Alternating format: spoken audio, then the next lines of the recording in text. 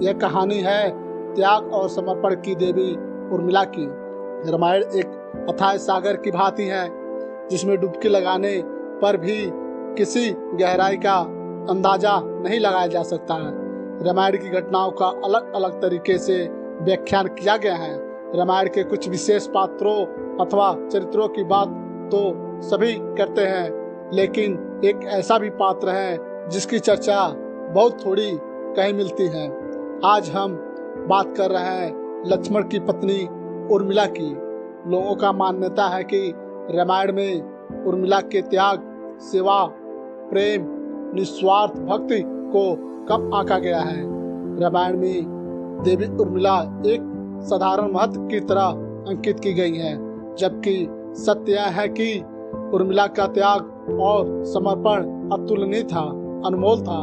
उर्मिला ने जो दुख सहे उस पर तो आंसू भी नहीं बहा पाई।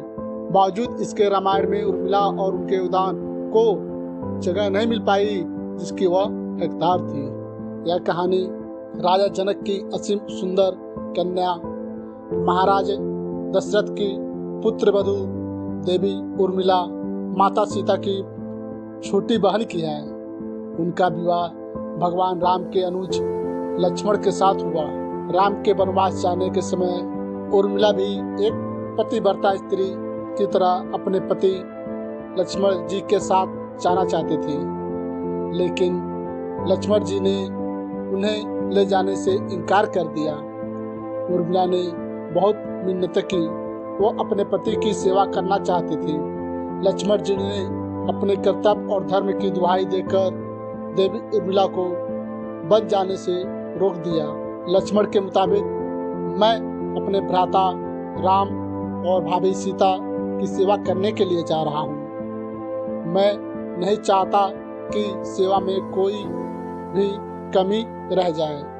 लक्ष्मण जी ने माँ बाप की सेवा करने के लिए उर्मिला को अयोध्या ही छोड़ना उचित समझा। शायद पता था कि वे लोग जब वनवास जाएंगे तो उनके माता पिता को इसका गहरा सदमा लगेगा। इसलिए लक्ष्मण जी विकट क्षणों में माँ बाप को सहारा और सहानुभूति देने के लिए उर्मिला को छोड़कर वनवास चले गए। माना यह जाता है कि उर्मिला ने उन नाजुक कंधों पर लक्ष्मण जी बहुत बड़ा दायित्व डालकर चले गए। किसी भी स्त्री के लिए विवाह उसके संपूर्ण होने की निशानी होती है। वैवाहिक जीवन के वो अनमोल पल, वो जीवन सरिता जो कोई भी नववधु अपने पति के साथ गुजारती हैं या गुजारना पसंद करती हैं, शायद वह पल उर्मिला के नसीब में नहीं थे। इस दुनिया की कोई भी नववधु अपने पति के कुछ समय के लिए दूर नहीं रह सकती। देवी उर्मिला अपने पति से एक नहीं, दो नहीं, बल्कि पूरे 14 साल अलग रही। भला किसी नवविवाहित स्त्री के लिए इससे बड़ा त्याग और समर्पण क्या हो सकता है। खैर, उर्मिला ने पूरे 14 वर्षों तक अपने पति के वियोग में जिंदगी बिताई। यह उर्मिला का अखंड पतिव्रत धर्म ही था कि उन्होंने कभी किसी की तरफ देखा तक नहीं।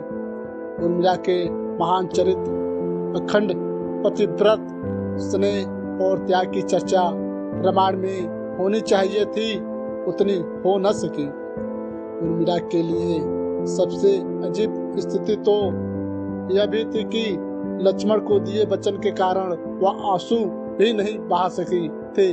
अगर उर्मिला पति के वियोग में आंसू बहाती और अपने दुख में डूबी रहती तो फिर परिजनों का ख्याल कैसे रख पाती।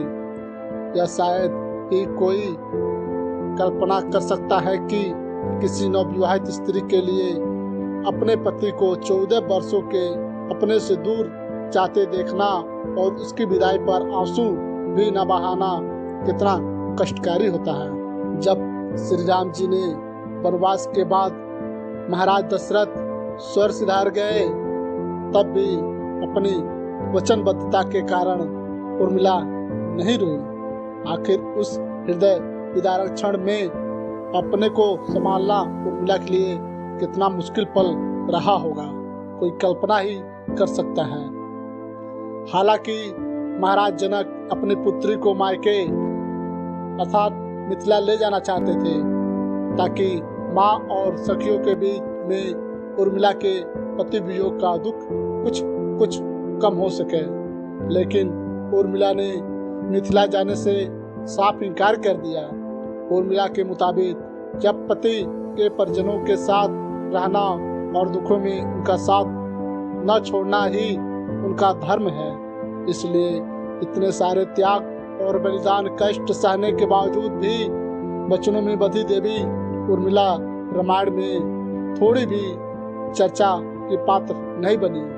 उर्मिला ने जो सहा शायद ही आज की कोई स्त्री ऐसा कर पाए, इसलिए वर्तमान की दृष्टि से देखा तो उर्मिला रामायण की सबसे अतुलनीय और पवित्र पत्नी के साथ त्याग, बलिदान और समर्पण की देवी हैं।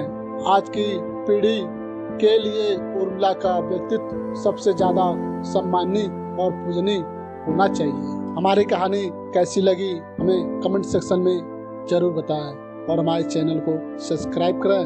हमारे वीडियो देखने के लिए धन्यवाद।